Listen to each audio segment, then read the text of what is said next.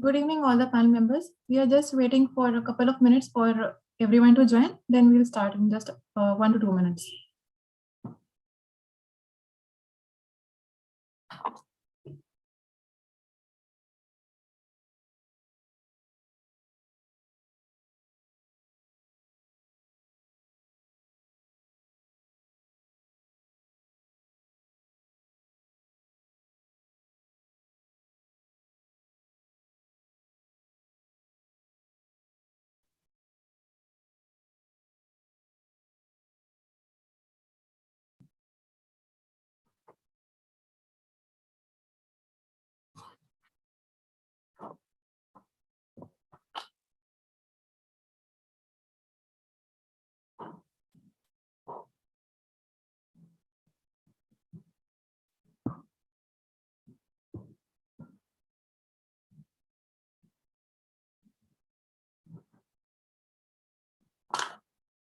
We are officially starting the session. Good evening, everyone. I am Aishwarya Srivastav, and on behalf of XLRI XPGDM and the entire fraternity of XLRI Jamshedpur, extend a very warm welcome to the esteemed panelists, professor, and students present with us for the discussion on the Union Budget of India 2022-2023, which was presented by the Finance Minister, Ms.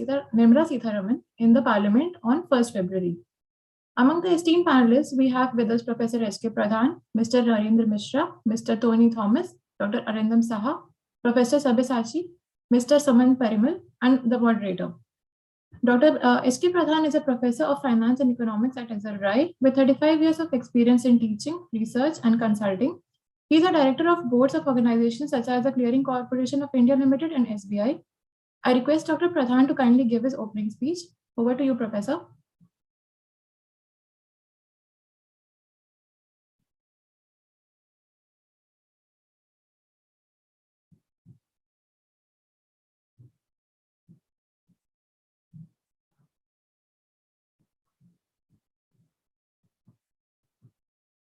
Professor S.K. Pradhan, I request you to kindly give your opening speech.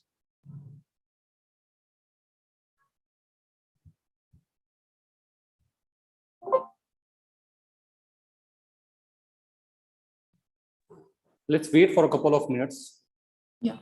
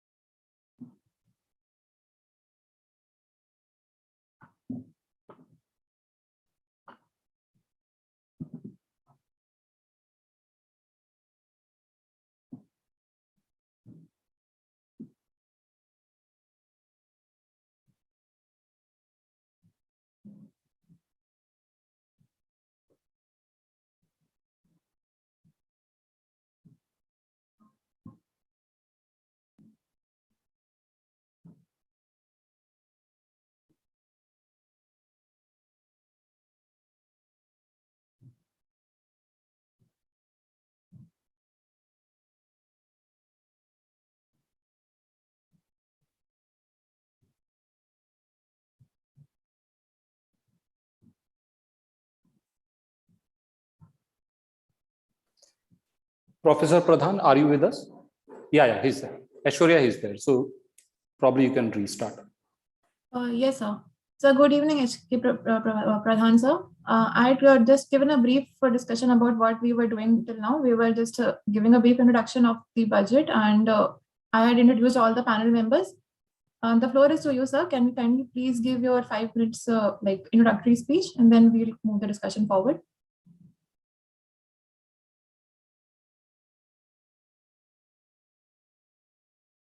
Sir, you are on mute.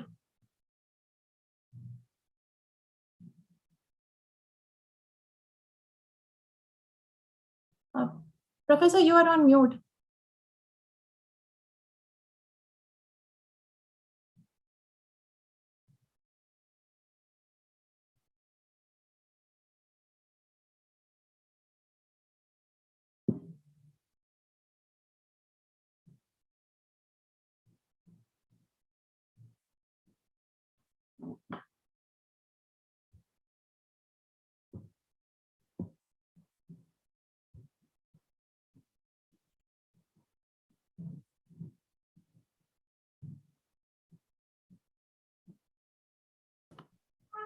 Yes, thank you. And is Professor Sengupta here?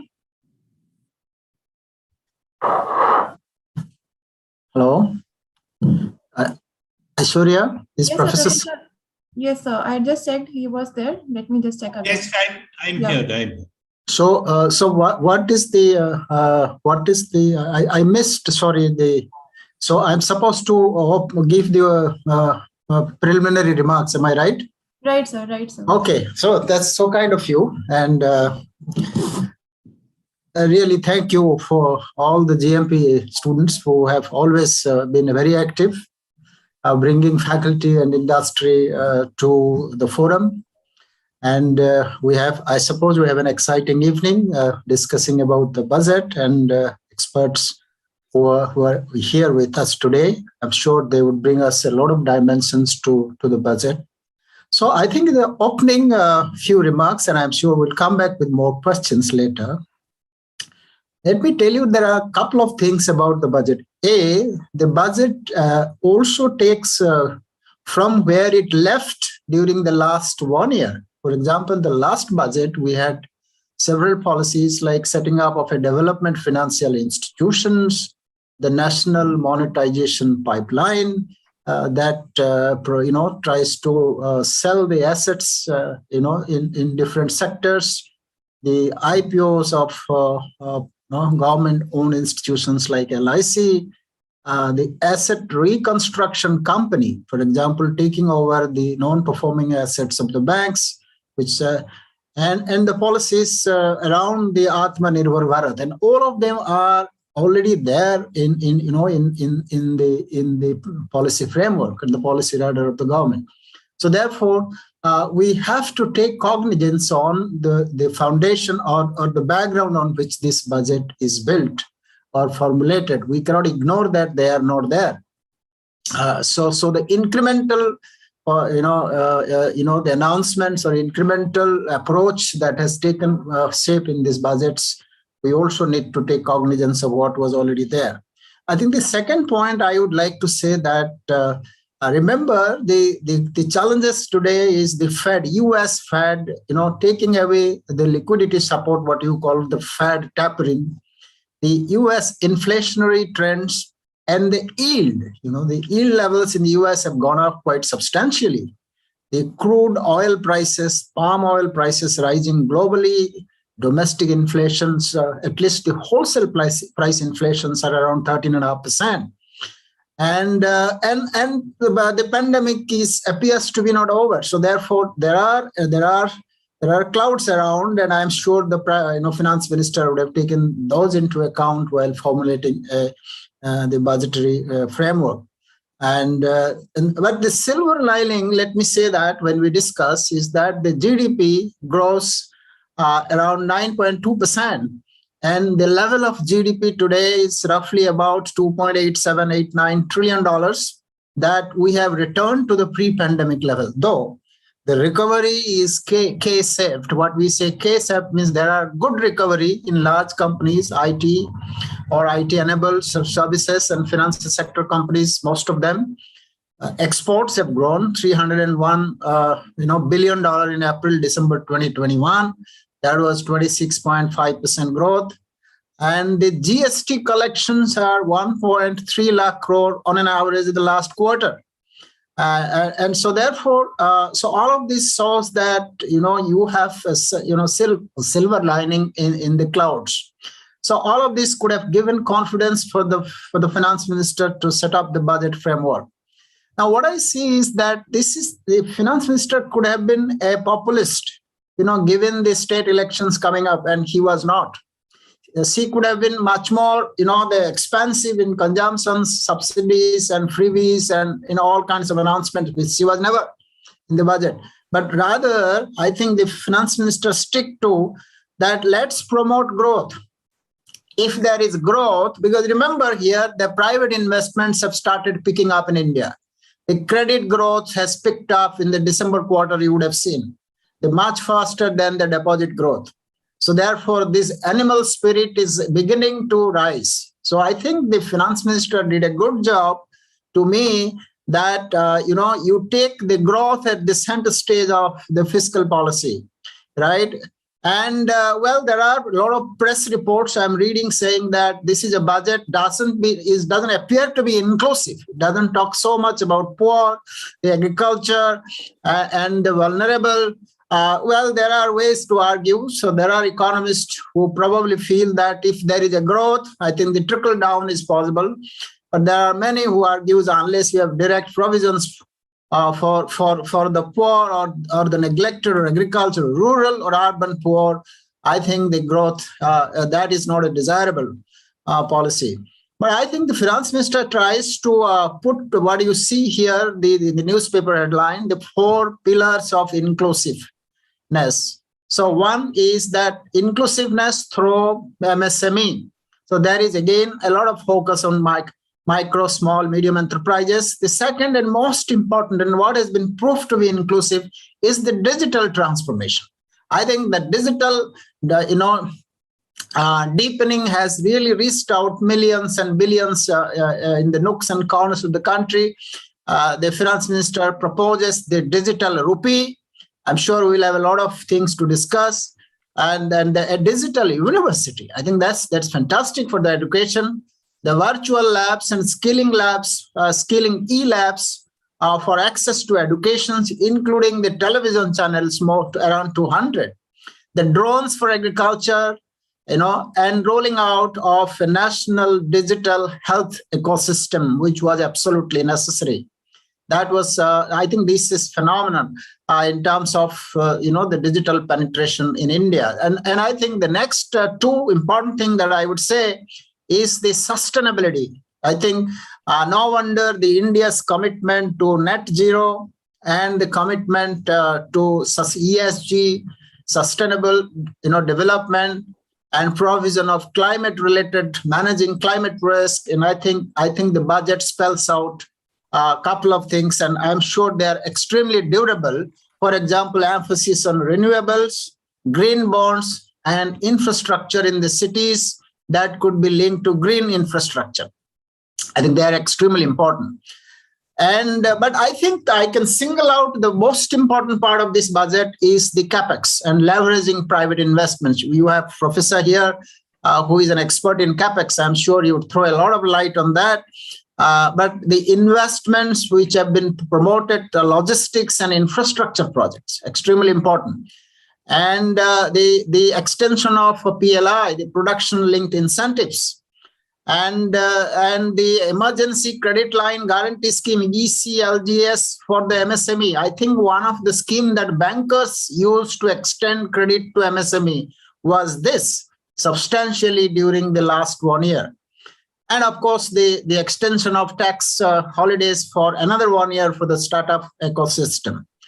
I think what they coined this, quote unquote, the foundation for the Amrit Kal, the 25 years leading to 100 years of India's independence. I think this is the foundation for the next 25 years, what the finance minister proposes.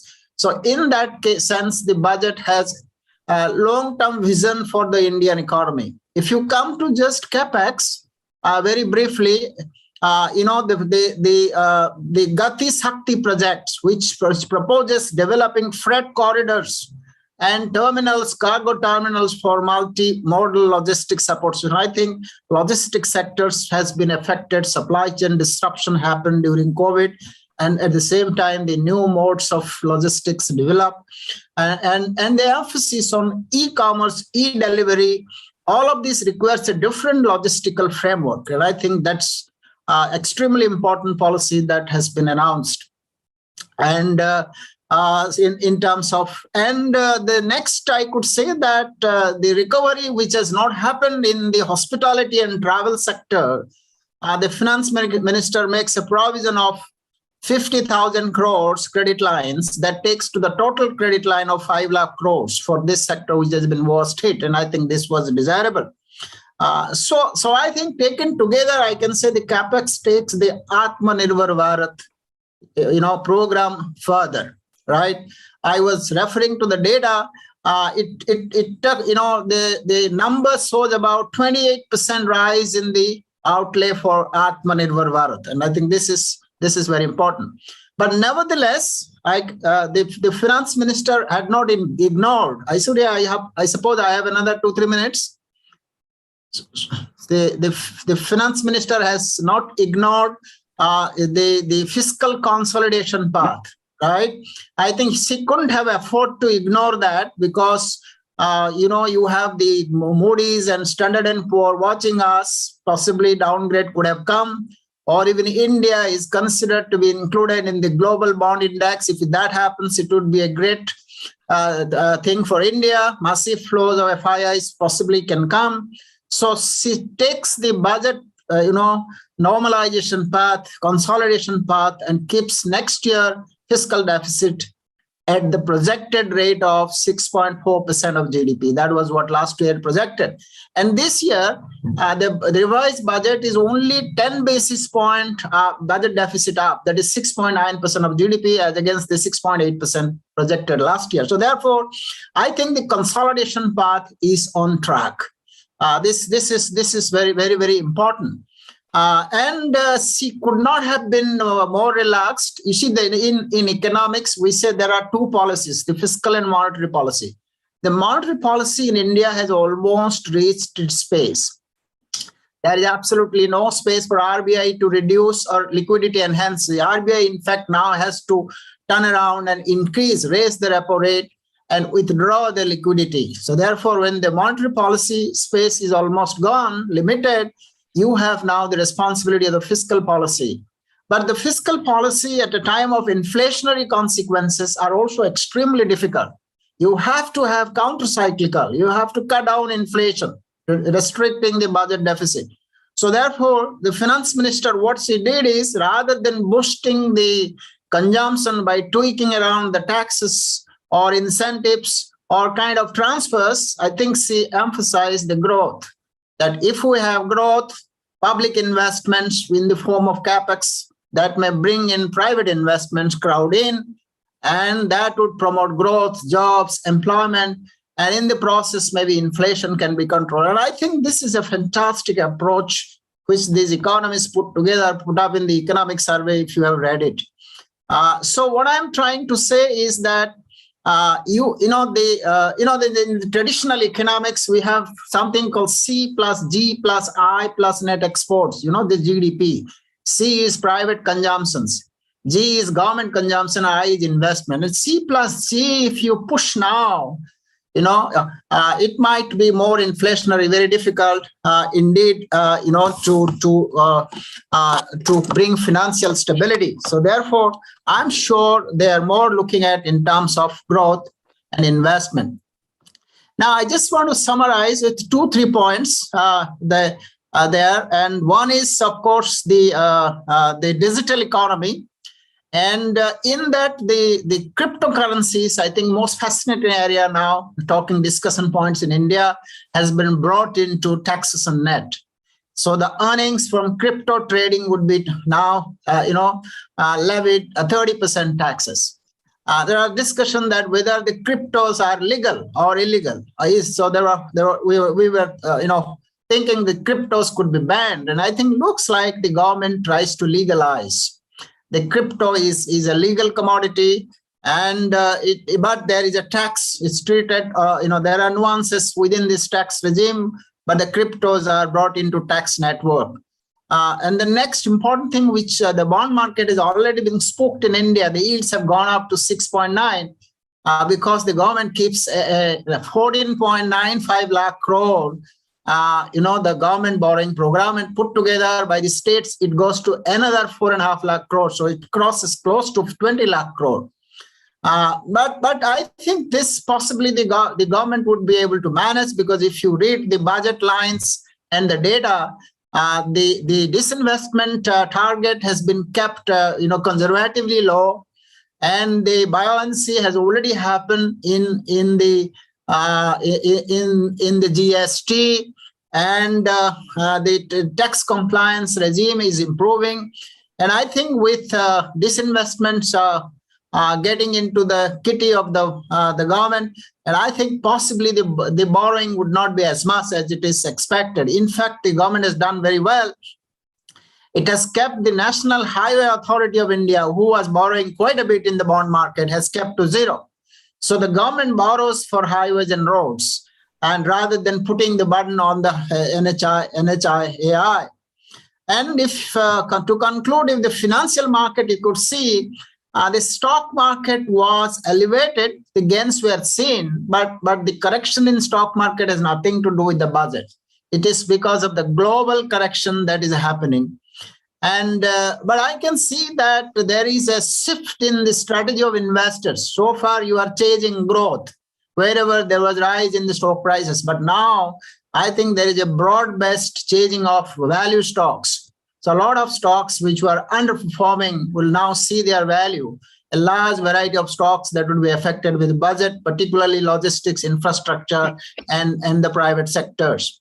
My last observation is that I think the finance minister could have done little more to agriculture. And three farm bills that were proposed and were there, I think they were put to back burner, we know, with the farmers' protest. But what the budget brings in, a couple of cash-based schemes, for example, transfers, like Pradhan Mantri Kishan Samman Nidhi, Bima Fashal Bima Yojana, interest rate subvention scheme, the interest subsidy for agricultural credit, and the market intervention scheme and price support. So all of these provisions are actually the cash component, transfer benefits to farmers' account.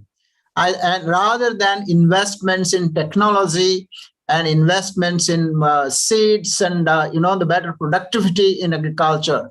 So this might be a little bit of a good thing for rural demand. You have seen that in recent time, the rural consumptions have fallen. And I think that is extremely important, the rural consumptions to sustain growth. Possibly the finance minister had in mind that we have to keep the rural demand intact. So I think these are my points in the budget. The macro picture to me looks good. And good for both financial stability and growth. Thank you. Thank you, Professor. Thank you for your valuable insights on the budget. It was very enlightening to us. Our next panelist is Mr. N.K. Mishra, who is a consultant with GLG USA, Alpha Sites USA, ProSapient UK. He is a former Executive Director of Finance of Tata Steel Europe and Non-Executive Director in Bosch UK. He is also a registered independent director in India's Ministry of Corporate Affairs. Over to you, Mr. Mishra. Please take the discussion forward. Thank you, Aishwarya. So taking a cue from Professor Pradhan, who spoke valiantly and passionately about the budget. So I think Professor Pradhan, you rightly mentioned that the finance minister did not succumb to the political pressures, political compulsions. And that's my first point. The finance minister should be credited with presenting simple and uncomplicated budgets. I think she has done it. I've been following budgets for the last 2-3 years only because I was in UK. But she has presented budgets which have been simple. And traditionally in India, budgets were used for all purposes other than fiscal purposes. They were used for achieving political objectives, achieving social justice, and for everything else. And with the advent of televisions and the compulsion to increase TRPs, it became more and more scandalous, I would say, because first the television channels will create a euphoria about the budget, and then they will have endless numbers of debates about what was wrong or what was right in the budget, and people shouting and screaming at each other, and so on. So I think first one was that. End of the day, the budget is not an instrument for all this. It is for creating some stability in the system. ठहराव चाहिए हर चीज में. If we have to grow, we have to have stability.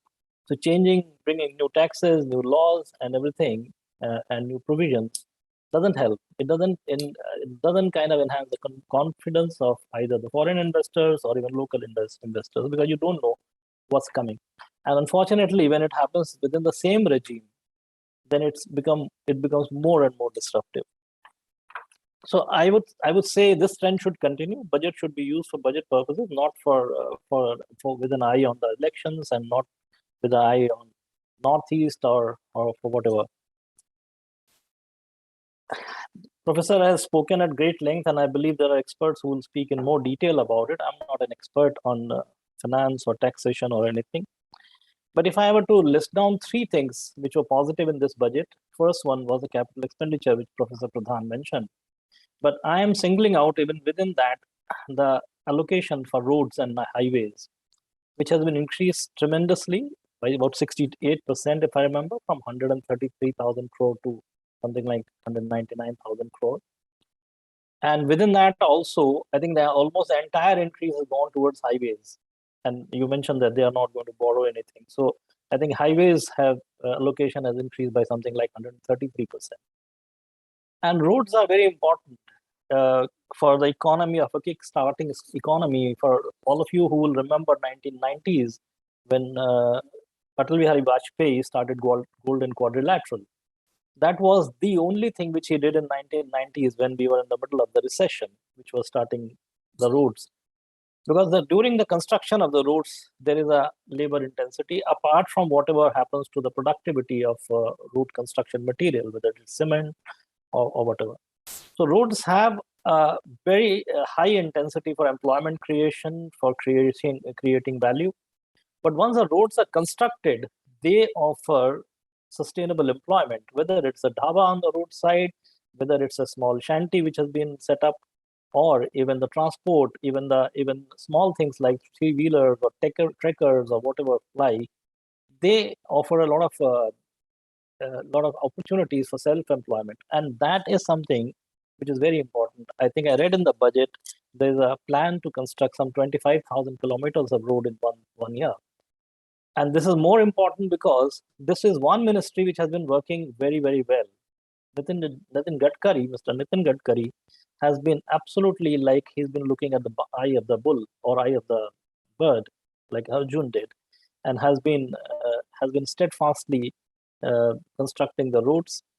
India's speed is still very slow. I think 30 to 40 kilometers per day, but it's still much better than what it used to be. And more roads we generate or we produce or build, more and more employment and economic activity will be promoted. So that I would give one thumbs up to the finance minister for choosing a sector which is going to quietly add to a lot of economic activity in the country. And second, again, what I said, it's an extension of that there are no new taxes or no disruptive taxes. Because that's another thing, which the moment budget comes, you start looking at the books and the fine print as to how you're going to be kind of saving yourself. So there have been minor adjustments, but there have been no new taxes and no disruptive taxes or provisions, no major retrospective amendments. I know there are some retrospective amendments that has become a kind of a fashion in India in some ways. And the third, which is where I have a little bit of vested interest, is the extension of this tax holiday to the new companies, where will be charged 15% tax by 1 year. So many companies, and I say vested interest because I'm an advisor to one such company which is setting up a plant under that, and they would not have been able to complete it within 2023, which was the deadline, which has been extended by 1 year. So that's three positives. There are quite a few, and as I said, Professor Pradhan has mentioned some of these. But having said that, if I have to mention four disappointments, and disappointments of four, positives were only three. One is that I did not find practically anything, and I say practically anything because I have not read the budget from cover to cover. There was no mention of BEPS, which is base erosion and profit sharing. I mean, that's something where Europe has been focusing. This is something which has to be addressed. All these tax havens, people who are, or countries who are not charging taxes, whether it is Mauritius, whether even Singapore, Dubai, and Bahamas and Panama, we have heard about Panama and all. The OECD and G20 have agreed on that. It has to be rolled out. BEPS 2.0 has to be rolled out from 2023. India is charging above 15%, which is threshold there.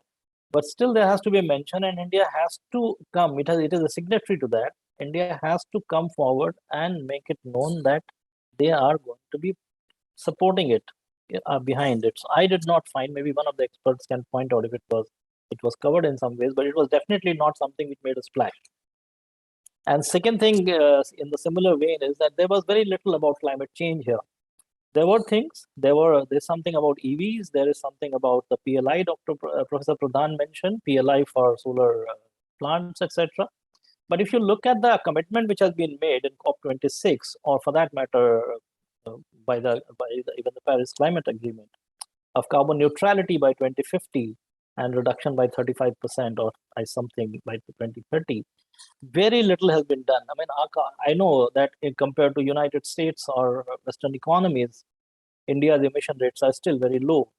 But end of the day, if we are talking about carbon neutrality world over and by 2050, we have to move in many directions. Whether it is about coal-based power plants or steel making or aluminum making or whatever. So these two things are global.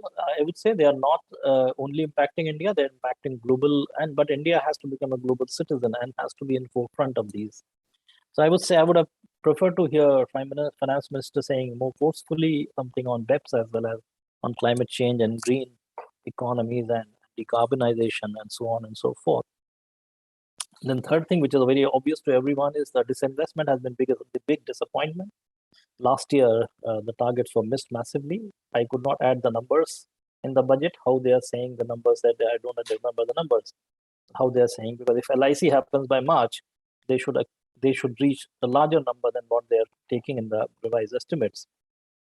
But fact remains that, and I don't know what has happened. And here again, perhaps they need to take a leaf of Atal Bihari Vajpayee's book by creating a separate disinvestment ministry, like he did. He appointed Arun Shourie only for disinvestment, because disinvestment has a lot of opportunity, and the two major ones which have happened recently have been done by both have been done by Tata's, Air India as well as Neelachal Spark. But no major disinvestment. LIC we have been hearing for years now. It might happen in March. And the fourth thing here is that, Professor, you mentioned about it, is the rural economy, and I'm a bit surprised that last year government had to raise the allocation for Manrega from something like 73,000 crore to 98,000 crore. But this year they've again budgeted only 73,000 crore. But I believe Finance Minister has given an assurance that if the amount is spent, they'll increase the allocation going forward. But in terms of statement being made and rural economy and driving consumption, I think Manrega should possibly have started at 98,000, which is what it has achieved last year. So I would say these are the positives and negatives, and there is one category on which I don't know whether it's good or bad. Perhaps it's good and bad both, and which is the food subsidy. In a country like ours, food subsidy is important because there are a lot of people below poverty line. But in general, subsidies are not great. So I think this is something where we are walking a tightrope, and at some stage, we'll have to decide how to taper it off. So journey has to start somewhere, and but this year it has been done. So I'm putting it in the neutral category, whether good or bad. So that was my piece, Aishwarya. You can pass on to the next. Thank you, Mr. N.K. Mishra. Thank you for your valuable insights on the topic. It was very thought-provoking. Our next panelist is Mr. Tony Thomas, who is a partner and chief analyst at Innovatus Professional Services. With 25 years of experience, he is a digital and information technology leader for global businesses across sectors and geographies in both corporate and management consulting environments. He has experience in giving strategic advices to governments as well. Over to you, Mr. Thomas. Thank you, Aishwarya. Good evening, everybody. Happy to be here. So, looking at the budget, from my perspective, of course, as the finance minister said, this budget is revolving around 4 priorities: inclusive development, productivity enhancement, financing investments, and TM's Gati Shakti program. If you look at the economic survey prior to the budget, it showed more or less good performance. GST collection for January 2022, this year, stood at an all-time high. That also indicates that past policy implementations are going well. So in a way, that gives a level of optimism to what is really going on. Now, coming into the specific budget, My general perspective that this is a growth enabling budget. The increase in capital expenditure by about 34.5% or 35.4% will provide the necessary horsepower to accelerate the economic growth and build a strong infrastructure. The adoption of digital technology in key sectors and the focus on digital banking, e-mobility, sustainability, and launch of 5G are definitely welcome moves. Investments in digital infrastructure will enable a robust economy. The government has finally acknowledged the existence of cryptocurrencies and, of course, a way to introduce digital currency through RBI, but also brought in the digital asset taxation, etc. So in a way, this removes some level of uncertainty or lack of clarification, although it might also open up quite a bit policy questions for eventually. I was quite disappointed to see the slashed asset sale target. Personally, I would have liked to see an increase there, not a reduction. A large population of affluent NRIs and OCIs are a group that should have been brought in to drive the growth through inclusive policies. I'm yet to see that. The genuine concerns remain on fiscal deficit, unemployment, risk of inflation, and supply chain disruptions due to the pandemic. Success of any budget depends critically on the implementation. Here, not just the central government, but states and local government has to follow through on the commitments. Since my areas are transportation and digital technologies, I will cover PM Gati Shakti and its unified logistic interface platform, ULIP, e-mobility, and digital transformation to highlight a few things that I'm interested in. As you know, PM Modi introduced Gati Shakti, a 100 lakh crore project to build a holistic infrastructure in the country sometime last year. This platform will bring about 16 ministries, including railways and roadways, together for integrated planning and coordinated implementation of infrastructure connectivity projects. Integrated and seamless connectivity to move people, goods, and service from one mode to another will also be offered in this multimodal connectivity. This will provide last mile connectivity of infrastructure and will facilitate reduced travel time. In this budget specifically, PM Gati Shakti has received the first outlay of 20,000 crores. Now, the key aspects of Gati Shakti is that it's a national master plan aimed at a world-class modern infrastructure and logistics synergies. My previous lives, my current life, I do work heavily in manufacturing industries that have a lot of supply chain dependencies. So I used to be the CIO for global CIO for GE, global CIO for Nissan Motors in Japan, and now with Philips Lighting in Amsterdam. So here what we are seeing is that when things move well, when supply chain works, companies can perform much better. So Gati Shakti is driven by 7 engines: the roads, railways, airports, ports, mass transport, waterways, and logistic infrastructure. And of course, there will be the 25,000 kilometer national highways that was spoken about. This will, of course, boost the last mile connectivity. There will be PPP model on multimodal logistics and cargo terminals. 100 cargo terminals will be there. Integration of postal and railways. 400 Vande Bharat trains. Multimodal connectivity between mass urban transport and railway stations, etc. Right, a lot of good things are happening at the higher level. But then, if you really dig a little deeper into what they call unified logistic interface platform, this to me is the crux in that whole Gati Shakti program and what might make the biggest difference. In India, we extensively use road transport. We about 65% of the total volume for transporting goods.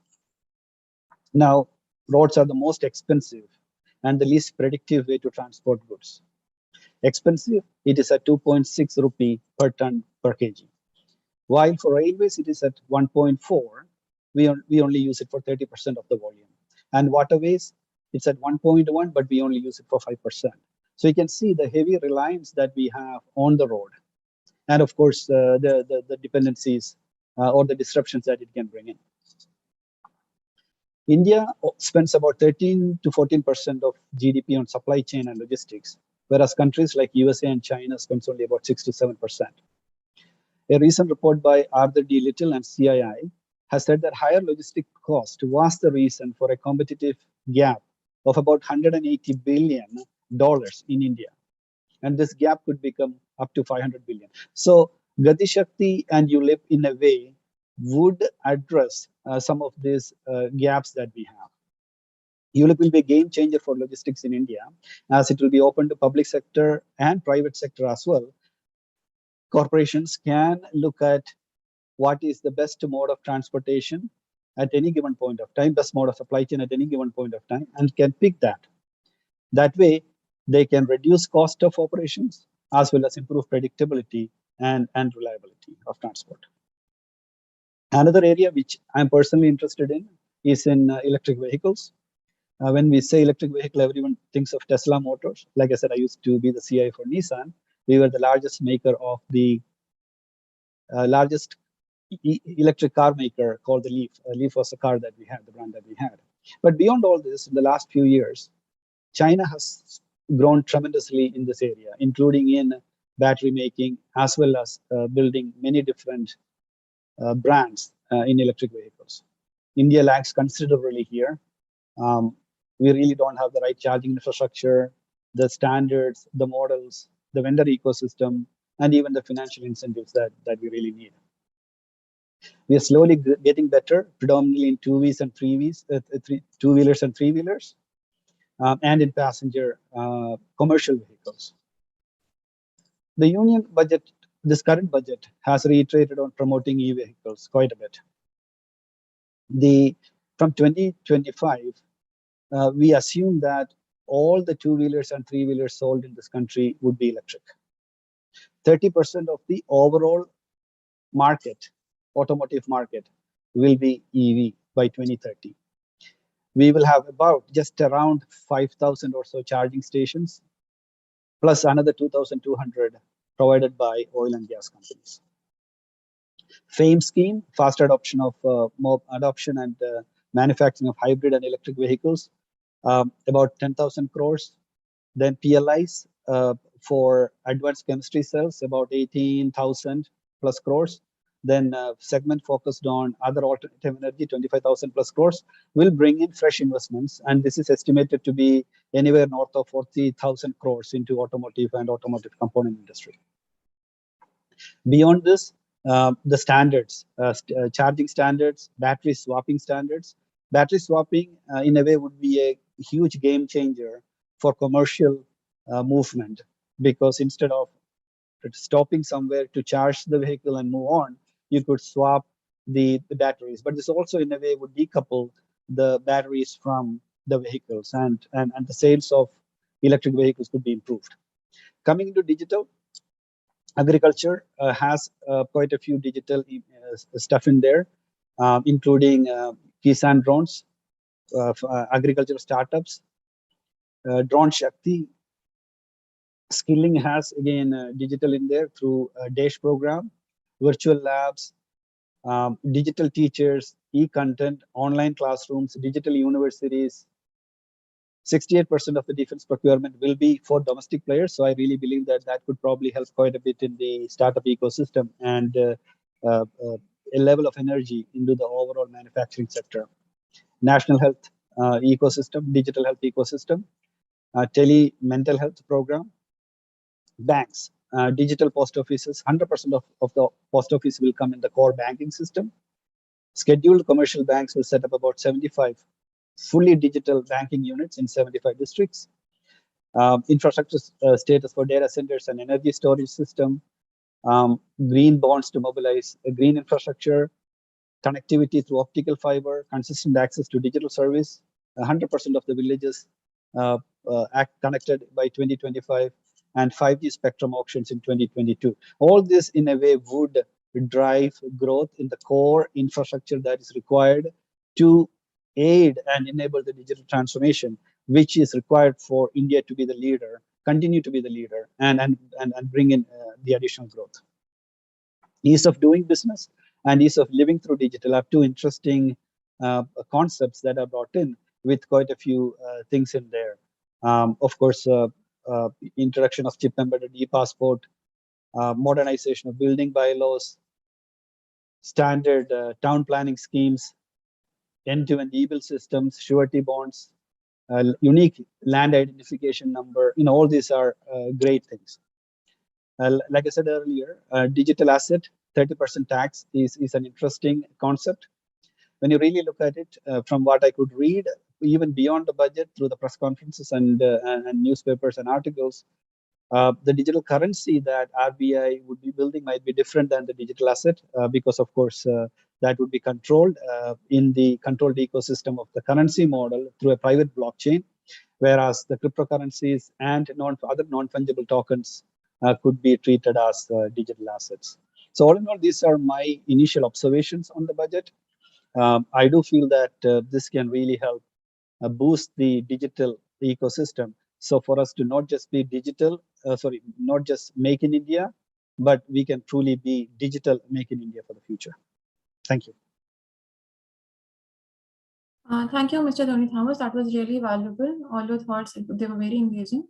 Our next panelist is Mr. Dr. Anandam Saha, who is the Managing Director and co-founder of Vista Intelligence. He has also served as a joint CEO of Ticker Plant and was Head of Business Development at National Stock Exchange of India Limited. Over to you, Mr. Anandam Saha. Yeah. So good evening, everyone. Respected Professor Pradhan and other two eloquent speakers. It's really a privilege to listen to all the esteemed panelists. And actually being the fourth speaker in the evening, it makes my job much more easier. I guess all the points have been well covered. I just like to fill a few things which I feel should also be spoken. When a finance minister or a government, central government as big as India goes to a budget, there are clear objectives possible. One of the objectives could be, like everyone knows, the job creation. It's a huge problem. 2013, 2014, I remember the government was talking about 2 crore jobs. And today the finance minister of the same government, or at least the same regime, is talking about 40, 50, 60 lakhs jobs. So I could not connect the dots here. So that's a departure or some noise in my ears. Second, I would say that all of us are gung-ho about capital expenditure because it creates capacity in the country. Gestation period could be few years or few months, more than few years. But it's a welcome move, and in election year, I also welcome the Honorable Finance Minister for doing a good job as an economist, not as a politician. But the question remains that the Finance Minister has herself highlighted that 39.45 lakh crore would be the expenses, whereas 22 lakh crore or something would be the receipts. Now the gap is too big, and in a situation, and we are living at a time when the flight of capital from the foreign markets are leaving India because people are talking about interest rate hike in the Western markets, etc. For some reasons, if you notice the numbers for last few months, at least FI investment in particular are in negative. So that's an issue. So you have a gap to fill up. But at the same time, I also know for sure countries like Japan, the GDP to debt ratio is around some bizarre number, 250% or something, whereas India is somewhat soothing at 90% or 85% odd, and possibly we are targeting to reach around 60% in a couple of years. So that's a music to ears, but at the same time, this is a gap the finance minister has to worry about. The third point I would like to make is about disinvestment. Now, disinvestment, we have to accept possibly, if I remember correctly, except 2 years, 17, 18, 18, 19 FY, disinvestment targets have miserably failed. But one big fillip to this government or to this regime is this Air India disinvestment. And I was looking at the DIPAM website, the government ministry website, DIPAM. So it is talking about around 40-50 lakh crores, 40-50,000 lakh crore, 1,000 crores collection, which is good because 40,000 crore is the dividend government has pocketed even in this pandemic time. And now if government goes for, it's a choice government has to make. If government goes for more disinvestment, then this dividend collection will reduce. At the same time, lump sum collection at some point in time will increase. On the other hand, I would like to simultaneously highlight that government has spoken about very interesting thing of holding around 20% equity in some of the startups through SIDBI route and other some fund they are talking about privately managed, which is a good move. And these 20%, because the way the startups are shaping up in India today, this unicorn concept we are all aware of, 7,000 crores valuation in no time. So if that happens, this 20% could be a huge amount in government kitty in coming years sooner than later. So it's a huge move, a futuristic move, government has spoken. And by saying 20%, government has also made it possibly very clear that my job is to govern, not to run a company. Because the moment you increase your holding in a particular company, maybe a startup, then you are part of the management and you are responsible for day-to-day working of the company, which government shouldn't do. I principally believe so. So these are all some of the starting points. Now, let me quickly highlight some of the things as a startup owner or a creator or a co-founder, whatever you may say, I am facing today in India. One is the labor law. I was studying or talking to somebody in China who is active in the AI front. They could move so quickly and so, I would say, gain size so quickly for the simple reason that labor law is entrepreneur friendly. In India, the labor law is somewhat skewed. It is still not entrepreneur friendly. You can't proceed against an errant employee the way an entrepreneur should proceed. So you can't make people sit and work for a long time. People will fly away. So these are the things startups are really facing today across India. And when there is a dearth of talents, people get job easily. And now you make a guy ready for the next level in after putting 1 year efforts on invest 1 year time on that particular person, enhancing his domain knowledge, technical knowledge, know-how, etc., etc. And one fine morning you find that person is moving out just like a drop of a hat. This doesn't work out. And many startups are dying an early death because they're losing talents to big companies like, I don't name them. I mean, there's no harm in, picking somebody if I feel the person is good and fitting to my requirement, that's okay. But some sort of cushion, some sort of ethical system, some sort of labor laws, some sort of mechanism has to put in place so that a flight of talents does not happen just overnight. This is one. I was expecting in the budget that some good news should come with regard to the, I would say, nurturing of young pass-outs who are in the AI, machine learning, or I would say this drone technology domain, because a lot of universities are teaching youngsters and making them BTech or MTech and whatnot. But when they come to work and when the delivery comes, the deliveries are really, really miserable. 90 or 70 odd percentage of them just don't fit the bill. So what do you do with this quantity who doesn't have any quality? So one good move in the budget is that government has spoken about allowing the foreign universities in the Gujarat Gandhinagar Gift City premises. I guess that would help us to get more finished products in terms of requirements of the startups, at least in the technology space, because barring few IITs or NITs, etc., most of the talents are just don't fit the requirements. If you want to do innovative work, they don't fit, but if you want to do a repetitive, so where there is some benchmark, etc., possibly they can fit in. This is one. I guess one thing government should have done is access to market. Now, one of the things, see, many startup owners are constantly talking about, give me these freebies, remove this tax, make this extension by a few more years, etc. I don't believe in those things. If you have a great idea which can be institutionalized, then you can price it as well. But given this, because access to market is still a challenge in India, you can't just travel to any foreign country because it incurs cost, time, connection. Now, India is a huge economic power today in the world. And Prime Minister Modi has again become the most wanted political personality leading a country. I was reading some news clip yesterday only. So given the good offices that we have in foreign soils, given the fact that we have embassies almost in all countries, can't we really organize investors across those geographies and invite the Indian startups to showcase their products? I think this should be thought of. Access to market is important. Another point I'd like to highlight, because the government has increasingly spoken about agriculture, and particularly in the shadow of withdrawal of these farm laws, which in my personal judgment, that was completely unnecessary, unless of course you consider the political reasonings.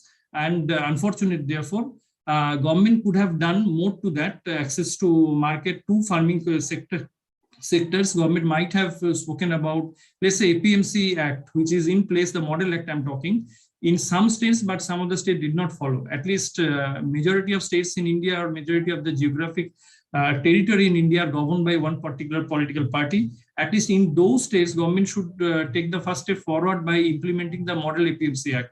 What it would happen essentially, to cut a long story short, it would have clearly given India one price, one commodity. And once you have pricing power on a commodity, for a commodity, then you can rule the terms of trade anywhere in the world. So for example, let me highlight this fact also. So London has a base metal exchange, and therefore the base metal prices are moved by the European side. And the London Metal Exchange has 58 or 60 odd warehouses spreading across warehouses and where not. So India being advantageously placed in a time zone which is between, let's say, Dubai, Singapore, etc. India should have a base metal exchange when we have a huge base metal production in the country already. Say Odisha side, you have a deep seaport also.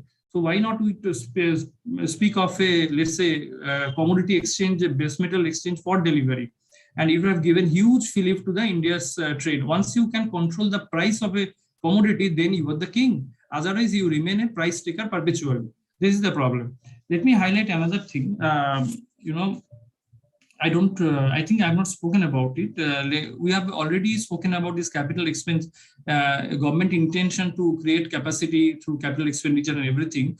So the finance minister has spoken about this 7.5 lakh crore, which everyone, my preceding speakers have highlighted, but we are not adding to it the 10 lakh additional crores which government is giving to states for the same capacity building. If you add this 7.5 and this 10.5 or whatever, then effectively you are talking 4.1% of GDP, which is huge.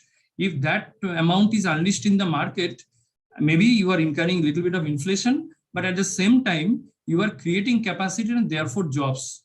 And now to wrap it up, I would like to say I'm very disappointed. Look, many people are gung-ho about it, that crypto finally has been recognized and everything.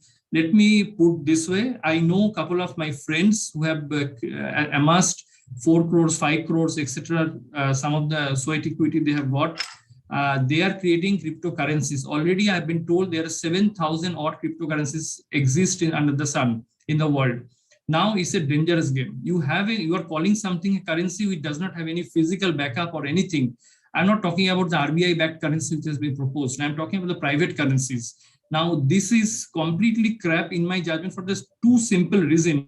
It doesn't have any physical connects in terms of, let's say, gold, in terms of countries' GDP, nothing. Some wise technology people decides that I will launch a currency, they write some codes, you call it blockchain, and create a currency. So you just need 3 to 5 crore to have your own currency. This is point one. Second, because the password is in blockchain, which is a distributed ledger and all those things, sometimes people die, people forget password, and their cryptocurrency is lost. Now imagine as currency, you are calling it currency, or some people are calling it currency, which is getting perished for no reasons. I mean, is it economy? Then you call it a speculative asset, which I'm okay with, but you don't call it at least a currency. Now, when you recognize this thing, government has legalized, let me say this, when you are asking tax, 30% tax, maybe it is bereft of, let's say, offset to business and other things. Actually, you have legalized this thing. That means you be prepared for its consequences. Do we have the framework to handle all these things? If I am from West Bengal primarily, I know what happened with the Ponzi schemes and everything. People lost their shirts. Now, if same thing happens, I've seen my colleagues are pumping in money in the crypto, game, and sometimes they're earning, sometimes they're losing. But in case the mass hysteria becomes, across Kanyakumari to Kashmir, then who is going to manage this risk? Or the political repercussion or the social repercussion, forget politics. This is one. And the last portion I would like to say, the ease of doing business for being a startup, it is very important to me. Government has already spoken about making some of the laws more interpretable, I would say. Some 25,000 laws they have mentioned. And some of the laws government has repealed, which is a very happy situation. Other last point is for any startup or for any business, in good days, everything is okay, but there can be bad days also. Then the problem starts. Then the question comes of, how do you wind it up?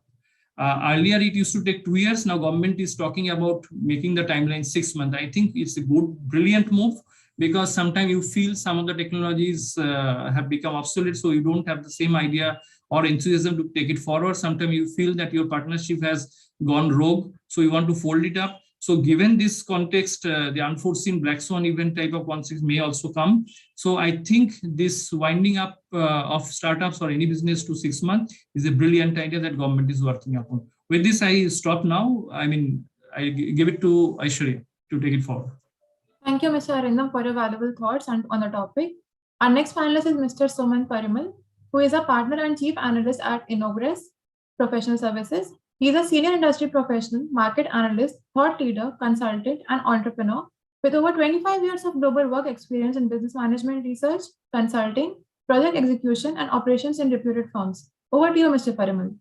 Yeah, thanks, Aishwarya. Thanks, Excel GMP. Nice to be in this panel. And really, after stalwarts speaking, I have a little to add here.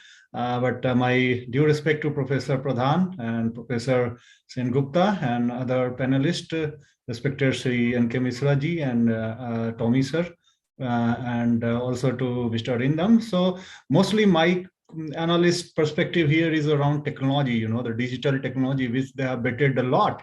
But still, as an analyst, I release a press statement just on eve of the budget presentation that now India has to actually go for the next generation of technology, which is AI. So of course, they kind of betted on blockchain this time, but still, I think the large utility of artificial intelligence in terms of creating the productivity, increasing the revenue, increasing the income of the households, those is still to be utilized.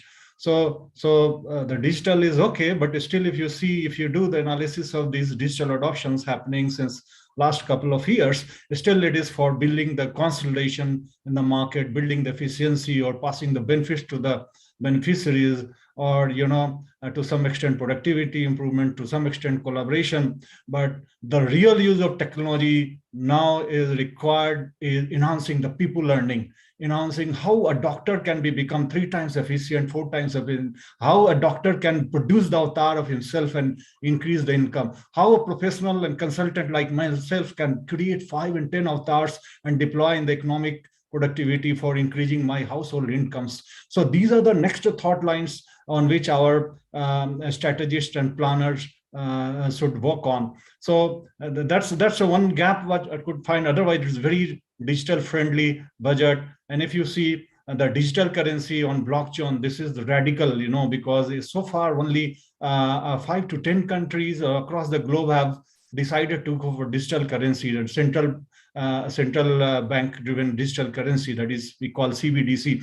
And US, the largest economy, US is still not zeroed on its CBDC economy. So I can see the intent of risk-taking of this government as far as the innovation is concerned. And when I visited the XLRI and when I interacted with the old GMP students in 2020 before the COVID breakout, so I mentioned that for 5 trillion goals, India has to follow 2-pronged strategy: the innovation-led economy and the building the large global brands. So this budget is driving India towards that direction, that pursue for the innovation and build the large brands, by means of a startup, like how Arindam was saying that government will kind of invest through some PE money in some of the startups. So I think the direction is good, but a lot of radical reforms are required, is still required for India. India has a potential to go for 10 trillion to 25 trillion, I mean, US is doing 25 trillion. Why can't we imagine? Why still we are struggling for 5 trillion economy, So I think that gap can be fulfilled by the disruptive technology like artificial intelligence and quantum computing. So if you see the blockchain-based digital currency, I as an analyst believe that this is also going to inject a lot of innovation in fintech market. They're expanding the formal economy, and it will optimize the tax nets. It will reduce the tax evasions. It will reduce the black money. It will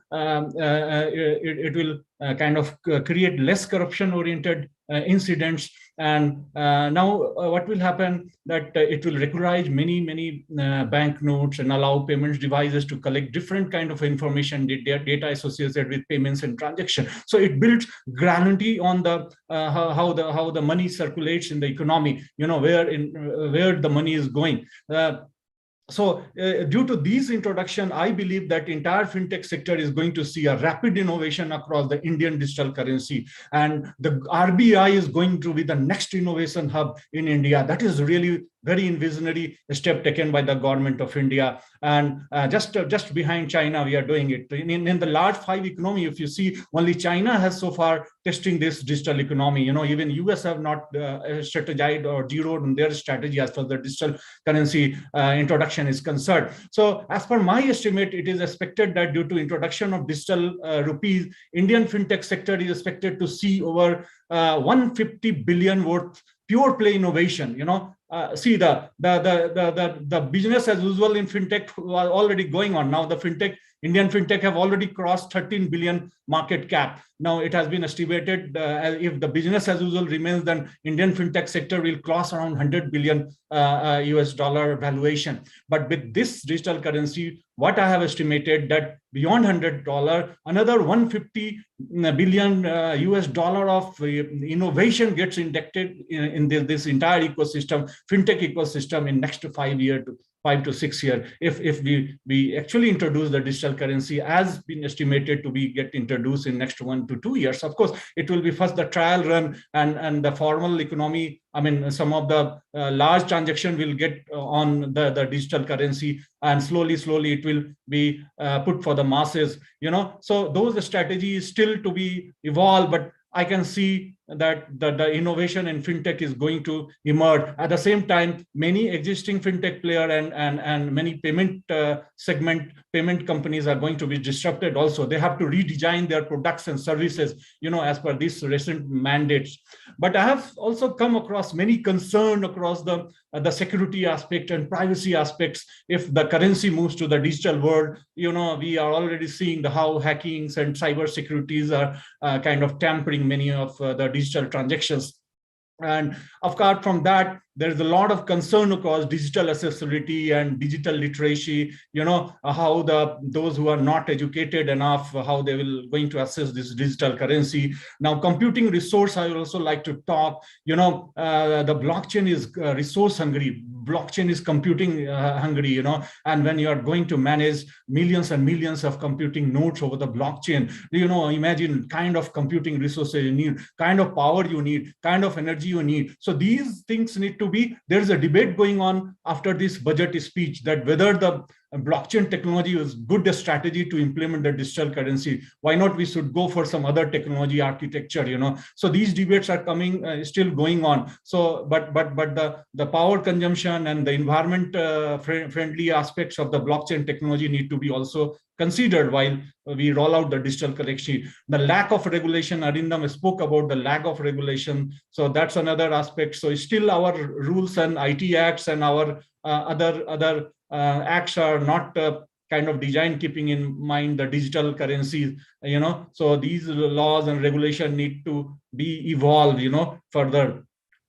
So with the digital currency, I'll come to us the taxing of the digital asset. So I think Professor Pradhan also spoke about it, and other panelists also spoke about it. But I will bring the different perspective. Crypto and all those things are good. If government is analyzing that crypto is coming in a big way, that is good. They have taken the cognizance of it. But now, what about the entire metaverse? The new virtual economy, like Varindam said, that virtual economy is still not integrated with the physical economy, but that I think that the time has come when the virtual economy is going to build up and it is going to be integrated with the physical economy. Our GDP has to multiply in that way also. How we acknowledge the metaverse world, right now the Facebook is creating the entire new virtual economy where even as an investor I can sell in the virtual, invest in the virtual assets. I can purchase a land in my virtual world, those are the virtual land, I can sell it. So by taxing the digital asset, we are not limiting. I think government is not limiting till cryptocurrency and NFT. I think their eye is towards the statement of Bill Gates, in which he mentioned the robot need to be also taxed. I think the long run, entire algorithm will be taxed. Entire the VPA will be taxed. Your virtual avatar will be taxed. Your metaverse will be taxed. Metaverse ecosystem will be taxed. So I think somewhere I see the government of India is aligning with the Bill Gates statement. If you see where he said, if the robots are running, then why not there need to be tax?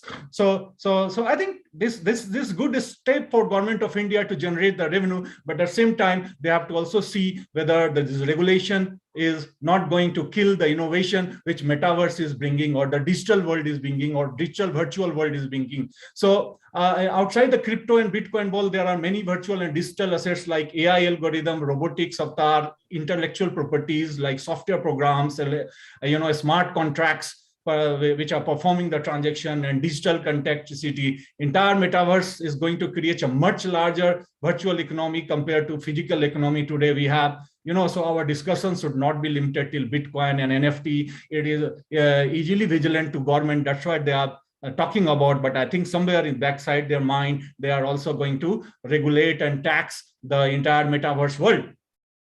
So if you see the even entire blockchain is going to create millions and millions of digital assets on digital mesh, which shall be distributed and enabled in peer-to-peer transactions and tradings. In blockchain world, it shall be difficult to create a central watchdog to keep track of each and millions of transactions happening between the nodes, the peer-to-peer node. The blockchain technology itself is a disruptive technology, and growth of new business and revenue models should not be restricted to monolithic regulations. So ultimately, it's going to be innovation versus regulation trade-off. So by introducing 30% taxation on digital asset income, government created a new revenue stream for itself. That is good at the cost of higher potential innovations across the blockchain and other emerging technology. But I am skeptical only is a taxing and all those things is good. But I am skeptical that my speed of innovation should not be hurt, by taxing or by regulating, So I want the India to innovate in the next 5 years, like catching up with the US economy and even touching and giving competition to Chinese economy, So for that, you have to allow the free flow of innovation using the technology and other knowledge-oriented services. Apart from these comments, I think e-passport was also commented by earlier panelists. So I won't be kind of giving my time on commenting on e-passport. It is going to also create a lot of new services, because you have the lot of data coming from the people travel, citizen travel. So new services will be coming across the data coming captured through these e-passports. And then I like to comment especially from the infrastructure of data center. So data center, I'll see data center is coming in big way India, but I'll consider it's very late entry of the large companies, be it the Adanis or be it the Reliance kind of world. So data, like when I came to Accelerate in way back 2 decades back, at that time I was working on data center projects. So I think it's a mature technology. Now the world is moving towards quantum computing, but giving the infrastructure sector for data center is very good. It will bring a lot of overseas capital, So a lot of new financial incentive will be available for the data center people, and we need the data center. There's no doubt in that.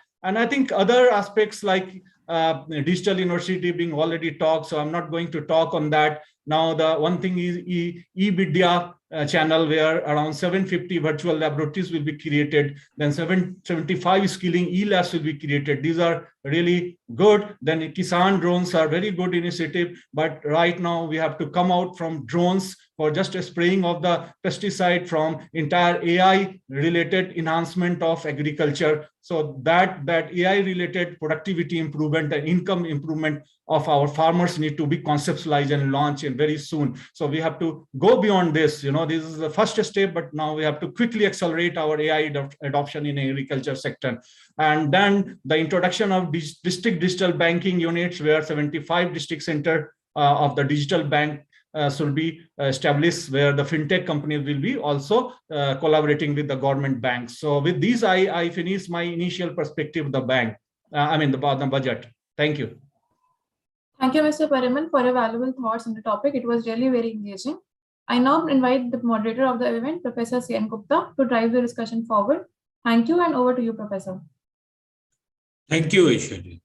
Now, I really enjoyed all the discussions, and I got very good insight about the budget.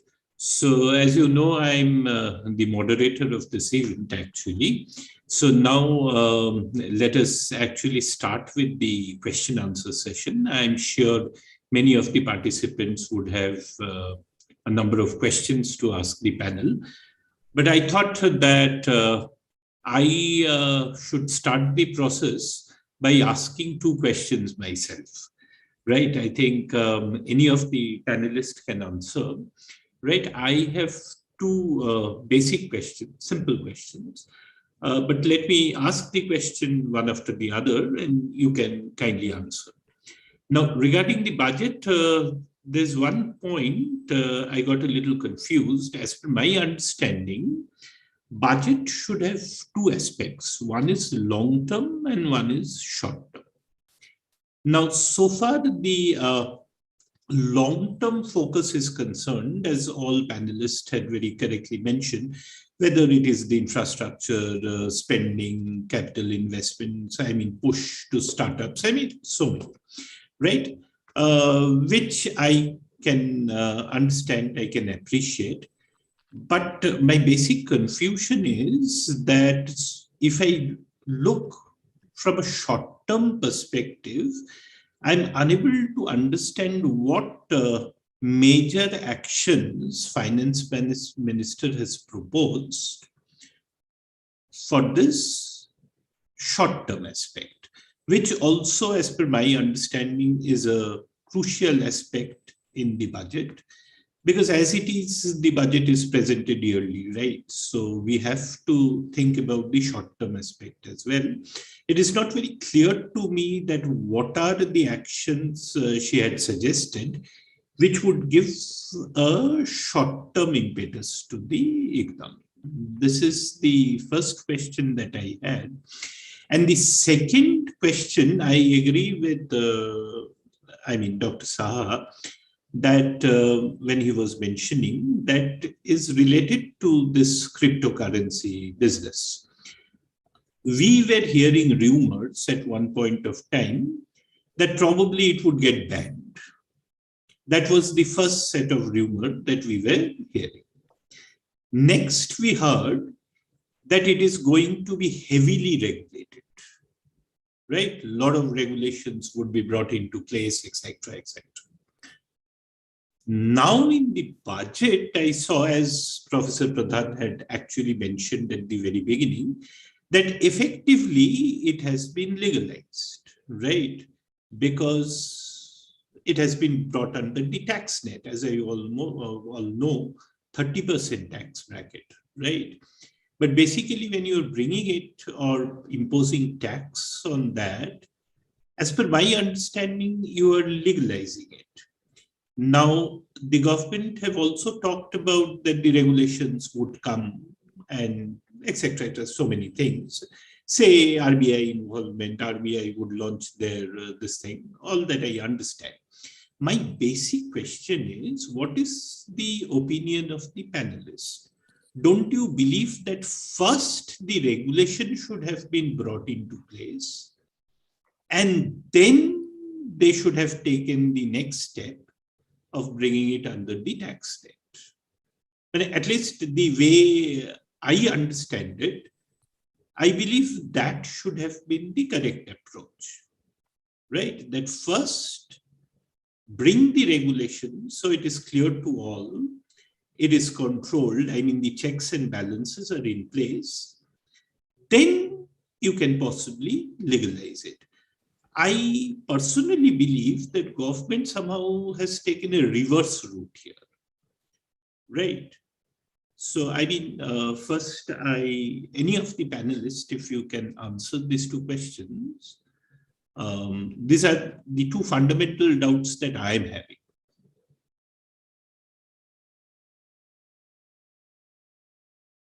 I mean, any of them.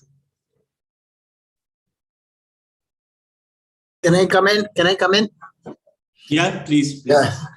Because of the pandemic, I don't often meet you, Professor Sengupta, so it's good to talk about virtually. Yeah. Nice seeing you, Sumant, and I hope you're doing well. And really fantastic talk by Thomas G. and Misra Ji. I think, my feeling is like this, that when you come to short-term objectives of the budget, see, traditionally what used to happen, the budget, the finance minister used to play to the gallery. So you see the run up to the budget, you'd see there are a lot of people asking for exemptions, for tax harmonizations, for something long-term capital tax or short-term capital gain tax, and all kinds of things used to happen. But many of these policies are happening off budget these days. So off budget policies are quite important in India. The government does respond to the pandemic or to sectors, lagging or leading sectors in different ways, run up to the budget during the year. So therefore, I think it is increasingly becoming important for the government, not so much short term. They do reflect short term measures, like, for example, financial stability, fiscal maths, the budget deficits target, government borrowing and financial markets, inflationary situations. All of the macro numbers do reflect short-term targets. But I think in general, it is shifting towards a little medium-term fiscal policy. And I'm sure all of us are familiar about this medium-term fiscal policy framework, FRBM Act, within which the government has been relaxed during the pandemic, but it is there. So I'm tending to get a feeling that gradually, the budgets are becoming instruments of development and growth rather than addressing, tweaking around a little tax here or a little. I remember even the finance minister Chidambaram once gave an exemption to Lijjat Papad, that papad making would be, so for example, so nitty-gritty used to come. Cigarettes used to be a major issue, whether you have tax here on cigarette or this and that. So I think this is becoming a little more medium term, but others could probably reflect on that. And the crypto, see, the government couldn't afford to ban it globally, and including India with such a large number. I'm told about 10 crores people are playing around it. So therefore, the government couldn't afford to ban it. And until such regulations come in, and what they did is at least they taxed the income, the earnings, the appreciation value. And also they brought in that you cannot set off losses in one asset class like crypto against any other asset class. The setup has to be within the asset class, that is crypto trading. So this is considered as a speculative trade in itself, a zone itself where you actually do set off within the. And I think there is also a deterrent there, that if you trade, there is a 1% TDS. And if you do 100 trades during the day, so you have 101%. And I don't know whether it adds up to 100%. So therefore, you have the government takes it a little more that I think that this is the response of taxation is not so much to legalize. Because if it is an illegal, for example, drug trafficking is an illegal, and so you ban it. You don't tax the income on your earnings on drug trafficking, right? You straight away ban and put him in the jail. So here you don't put him in the jail. You say that you do trade, but it should be institutionalized. We should track this. The people who are doing this trade, the capital gain that they're earning, so that must be accountable in the bank account, and there should be a tax that you should pay because you have virtually very little sunk cost put in there in trading this. And so therefore it's a free income windfall coming, and therefore the government should tax it like anything like lottery. So I think this is the first step. Regulations are definitely going to come, and if I have some private information, I can tell you the government was to regulate in such a way that is almost like a ban. But I think they have postponed this. The digital currency is a currency. It is not crypto. It's a currency in a digital form, which will be like a legal tender. It is backed by the sovereign. So therefore, it has not such element. And I think this is going to have an enormous impact on the digitalization of Indian economy. And I was talking about crypto only. I was not talking about the digital currency proposal. Yeah. So anyway, somehow I believe the regulation should have been brought first before this particular. That is my personal view, actually. Can I add just one line? Yeah. So it is this, in the crypto market, I do have information that a lot of people who matters have put their so-called hard-earned money into this betting. Now, when the influencers, quote unquote, are in the game very thickly, it is very difficult for any government to walk the talk that they will regulate or ban. So hurriedly, what government has done, like lottery, as Sir was telling, the 30% tax, and then you are okay. So they have done it like that. And now the other question, which is perhaps the most serious one, the short-term things. Question is, what is short-term for me is a definition to set for. I guess because 2024 election is just around the corner in India time.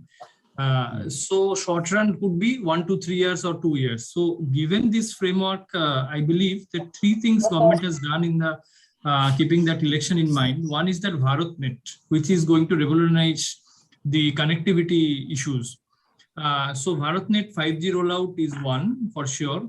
Other thing is that coming to reality, considering this past consecutive years failures to mop up enough for disinvestment, etc. So from what used to be 2 lakh crore just about 2 seasons back, government is now talking only 65,000 crores, and that too mostly from LIC listing, which you are all aware of. So given this, I think these two short-term things government will fulfill for sure. And of course, you can always talk about the other things, like, for example, in the technology front, I think a lot of things are getting done all throughout the year. Government cannot afford to wait for 1st February to come on the calendar. Like, for example, semiconductor industry. It has already been rolled out, and I know people are making a beeline to invest into it, at least in the Delhi or neighboring sectors. So like that, for example, not semiconductor alone, there are other areas like defense, where India spend huge amount of money. A lot of things are coming up, and I think by next 1,000 days, which is effectively 3 years, all things, if we can make them, define them as short term, will see the day of the light of the day rather.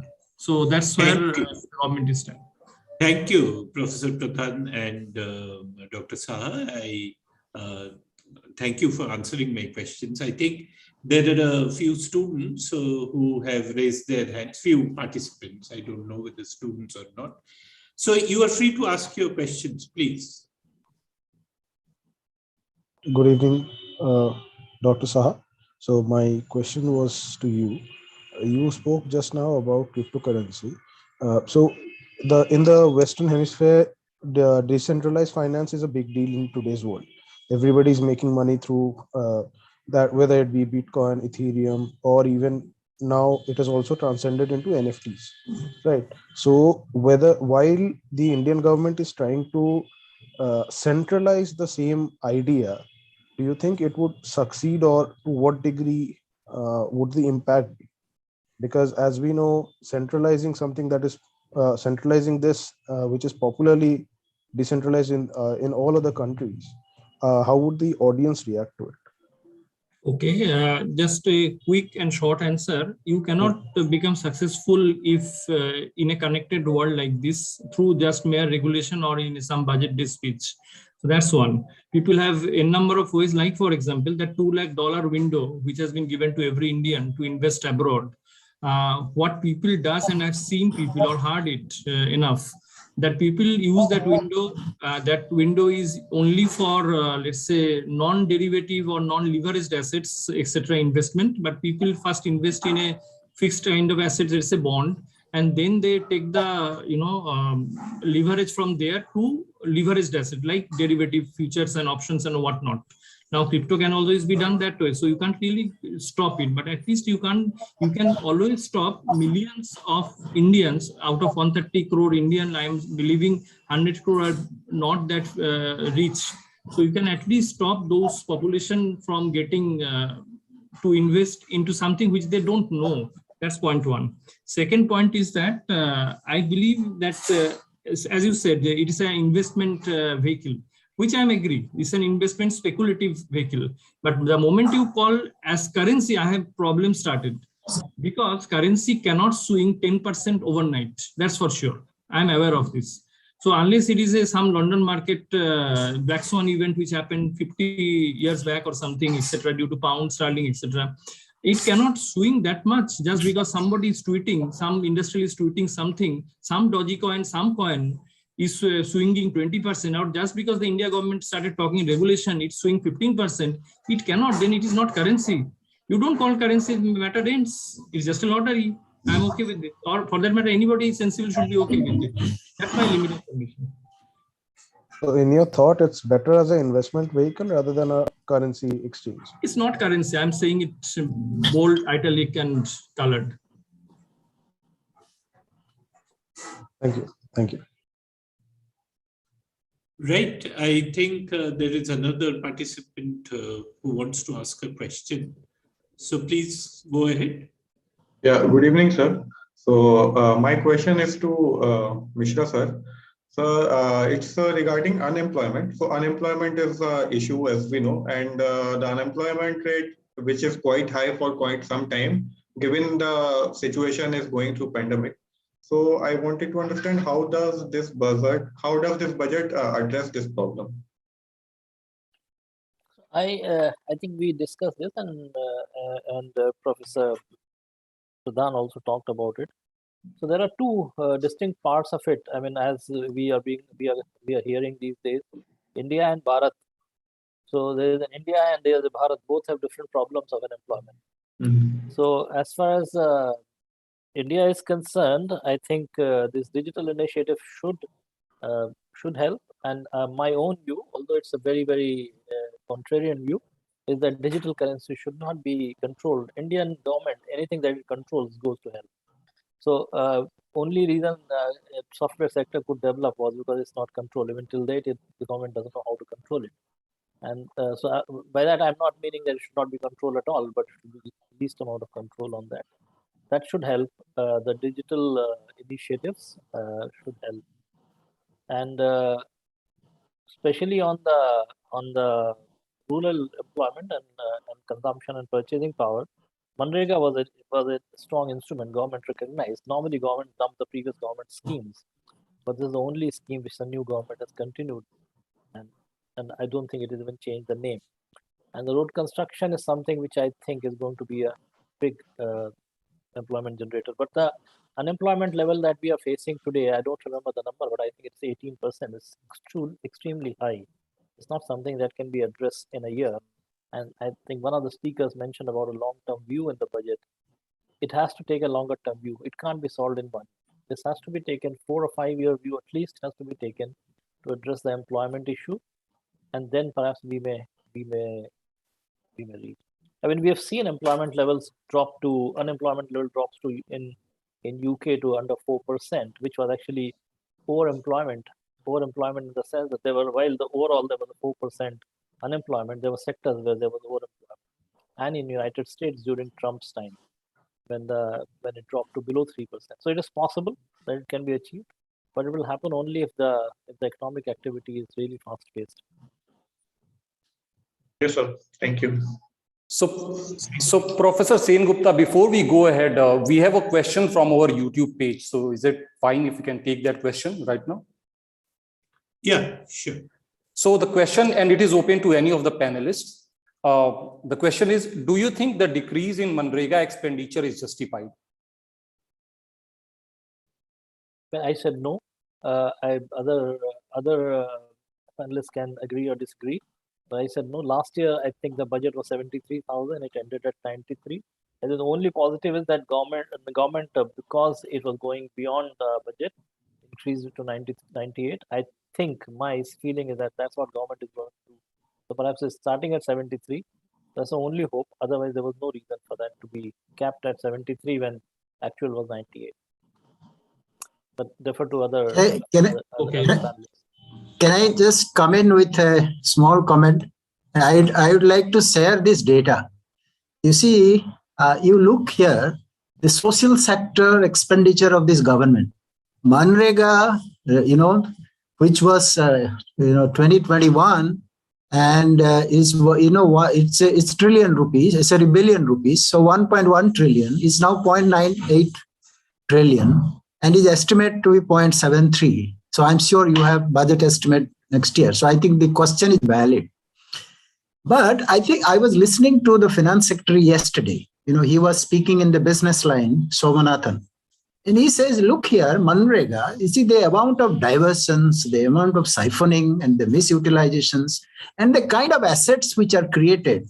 If I understand right, there is a lot of leakages in this. So Manrega is there, but Manrega it doesn't vanish, but the allocation. But you could see possibly the government has allocated a little more or remained. See, for example, you see PM Kishan Samman Nidhi, rural drinking water. So where that's being increased to 600 billion. So Pradhan Mantri Awas Yojana is also remaining constant, and the National Health Mission, which is slightly increased. Pradhan Mantri Gram Sadak Yojana, slightly increased. So you could see that there are allocation in crop insurance, National Livelihood Mission. So all of this, so it is probably, I'm not sure people pick up this Manrega alone. And we know how contractors manage this system. So I would personally feel that it's a overemphasis on Manrega that it can take care of everything else. We need to move out of that. And you rightly said the government kept that one. This government could have phased it out, but for the political compulsions, they kept it. There are severe implications of Manrega. But nevertheless, as I said, it should remain rural jobs, rural, poverty, etc., can be addressed through this Manrega. I'm not denying this fact. Thank you. Sorry, you go ahead. Yes, thank you. Just would like to add one statistics. Money in circulation is a good concept. Therefore, the Manrega kind of schemes have always been welcomed, even by the latest Indian economist who got the Nobel Prize. But one statistic which has government put only yesterday in the parliament, or 3-4 days back in the parliament, just after the budget, is 3,350 crores or something is wages to be paid. It is not given disbursed. And out of that wages, 700 odd crores in West Bengal alone, which is topping the chart, unfortunately. And then followed by Uttar Pradesh, which is at 550 odd crores.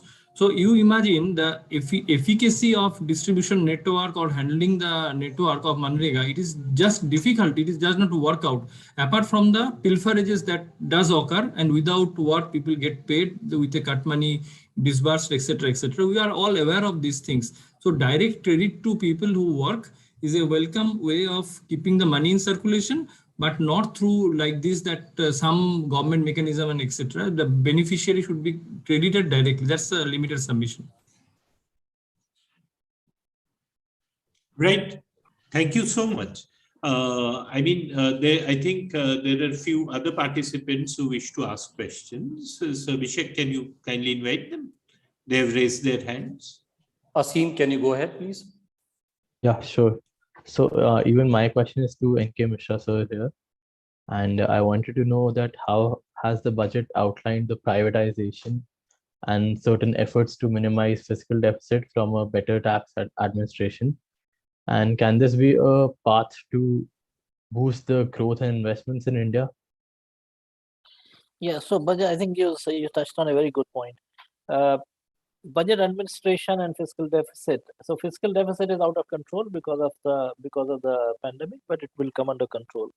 But on the budget administration, I have a very strong view, and which is that and it's not just for the budget, for everything.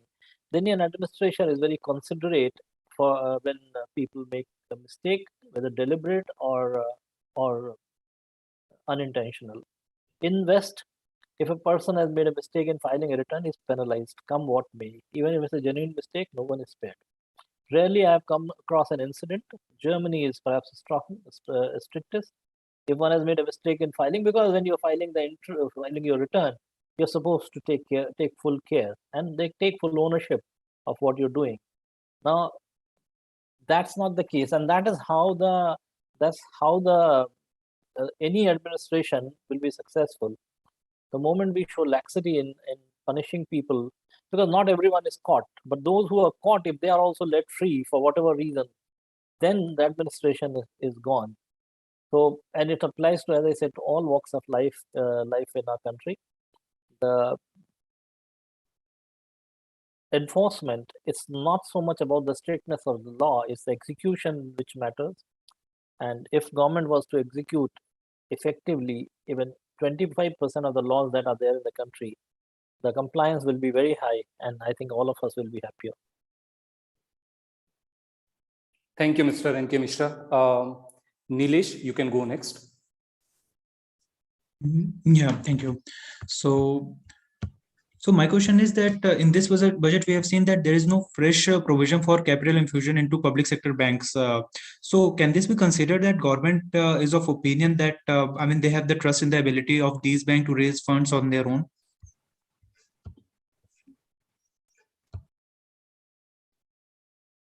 The question perhaps can be answered in one way, which I prefer.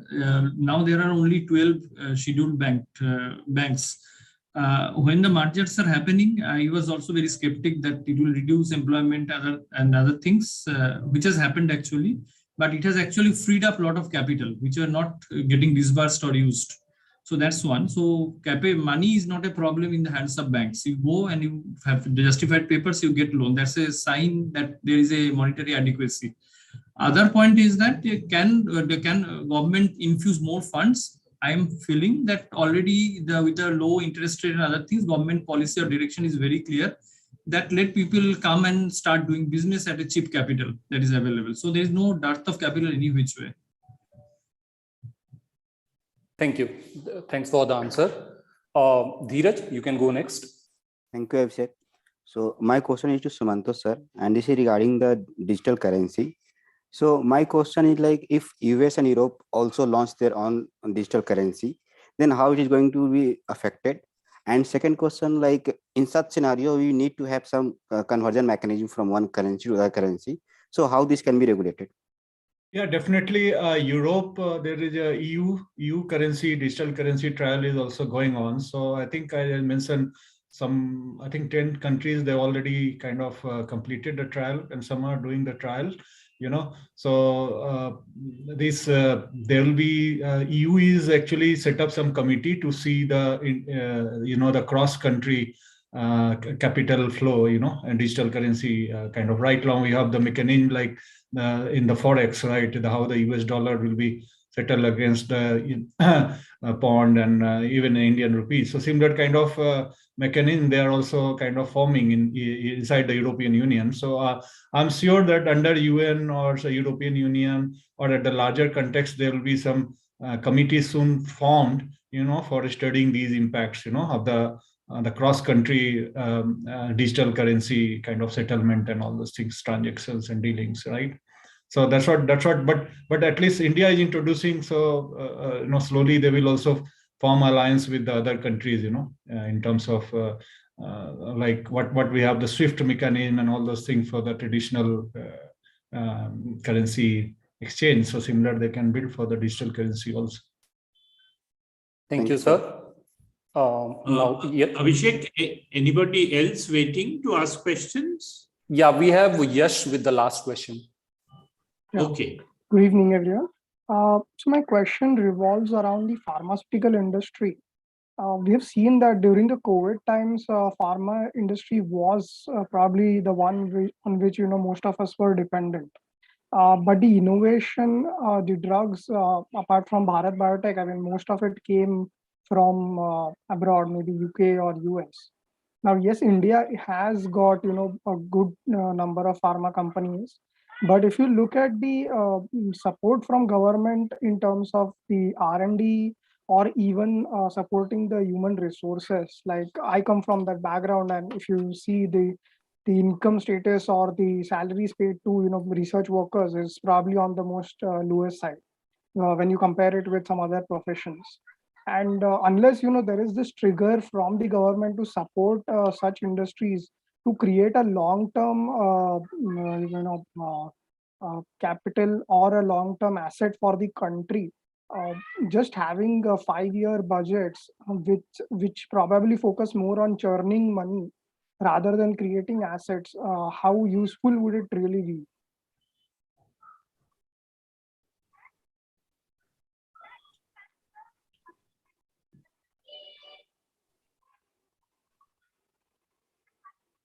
Yes, any of the panelists can answer.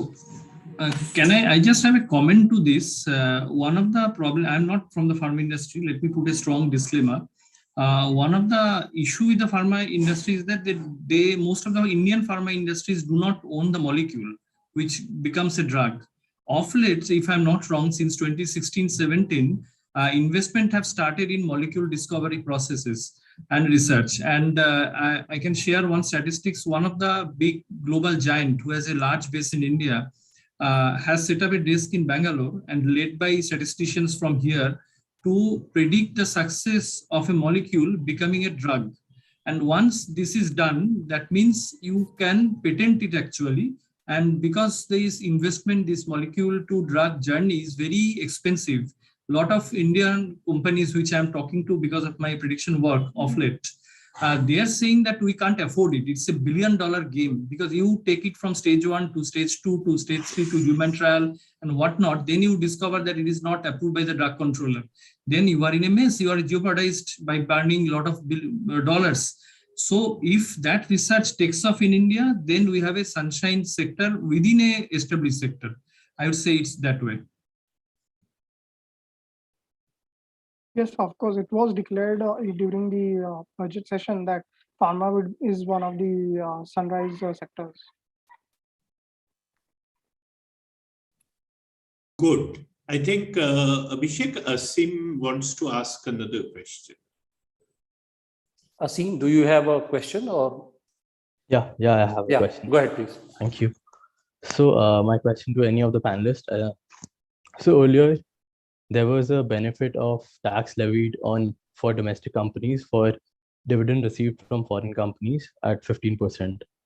Now this benefit is going to be removed from for domestic companies, for any domestic company having an equity share of 26% and more.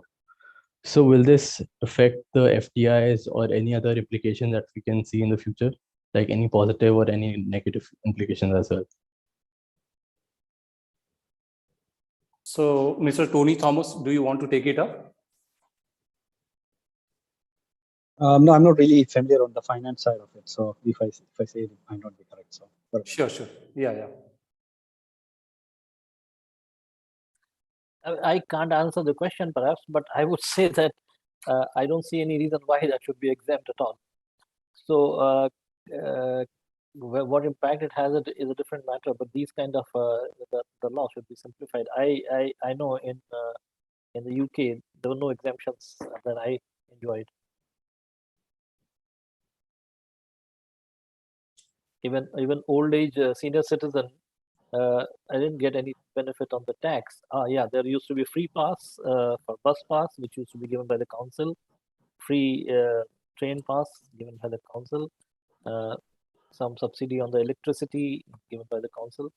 So that used to come. So there were lots of such things, but they used to come through other mechanisms, not through the budget. I think one of the thing of the tax law is that you shouldn't be taxed twice. So at origin and at destination. So it's possibly, I don't know, we have to read the final line as to what made the government to look into that proposal. Right. Thanks. I guess Bhavya has got a question. Sir, I have a question. Sir, this question is to Professor H.K. Pradhan. My question is, what do you see the future of electric vehicles and hydrogen in next 10 years down the line? I think ideally you should have asked these questions to Mr. Thomas. Okay. Yeah. Okay. I can take that. Yes, please. Although I didn't see any reference to hydrogen in the budget anywhere in the reference, maybe I missed it. But there's a lot of research going on the hydrogen front, driven by NITI Aayog, and I'm part of some of the forums as well. So I really do see there are not many countries that are leading in the hydrogen side of alternate energy. So I really do feel that India has an edge there, and in the next 5 to 10 years, you might see some true innovations coming from India. That's my take. On the other part of the question, on the electric front. Definitely, we are very slow adopter. Again, going back to Professor Sengupta's question earlier about policies first before you do things. Electric vehicles, adoption, it's one area where we really don't have standards and clear policies. some of that is corrected in this budget, and I'm sure as part of some of the policy making, this will change. 30% of all the vehicles electric by 2030 is a good move, and public transportation electric. So a lot of good things happening. I'm positive. I'm bullish on the alternative energy front in that sense, and the uses around it. So, Professor Sen Gupta, that was the last question of the evening. Thank you, sir. Yeah, I think we have run short of time now. So I guess this is the last question. This was the last question of the evening. I personally thank all the panel members for the excellent insight they have provided us, all of them, and also the participants who had asked very interesting questions. I mean, I learned a lot through their questions, the questions they had asked. Anyway, I now request Abhishek to kindly propose the vote of thanks. Yeah. So once again, a warm and graceful evening to our distinguished guests, professors, students, and everyone gathered here. It's my privilege to propose a vote of thanks and acknowledge those who worked really hard to make this event possible. I, Abhishek Kumar Pathak, on behalf of XLRI XPGDM and the entire fraternity of XLRI Jamshedpur, extend my sincere thanks to everyone involved for making today's event a grand success. On behalf of entire cohort, I extend a hearty vote of thanks to Professor H.K. Pradhan, Mr. Narendra Mishra, Mr. Tony Thomas, Mr. Arindam Saha, Professor Sabyasachi Sen Gupta, and Mr. Sumant Parimal, who spared time from their busy schedule to grace the occasion. Today, we had an opportunity to listen to your thoughts, and this will encourage us and educate us in all our future endeavors. Your deep and intellectual way of imparting knowledge has added to the glory of this event. Today, we have got a lot of information which will truly help us in our life. We have no words to offer gratitude for your valuable presence here. You gave deep insights into the various aspects of the union budget and revealed some interesting facts. I want to appreciate your efforts for making this event informative for all of us. We are all inspired by your great words. Finally, an event like this cannot happen overnight. We have been fortunate enough to be backed by a team of very proactive and dedicated staff, and of course, the Finance Committee. A special mention to respected Professor Kanagraj for being the catalyst that stimulated us to do our best. I am gratified to all the audience for coming here and for their best wishes for this event. Last but not the least, a big thank to each and every one of you for being with us. It has remained a pronounced pleasure. Have a good night, everyone. Thank you. Thank you so much. Thank you so much. And thanks to the JP batch in general. So thank you, Professor. Thank you. Thank you, Thomas ji, Misra ji, Arindam. Thank you. Misra ji. Yeah, all of you. Thanks a lot. Thanks, thanks DMP class, and best wishes. Thank you, Professor. Thank you, everyone. Thank you. Thank you.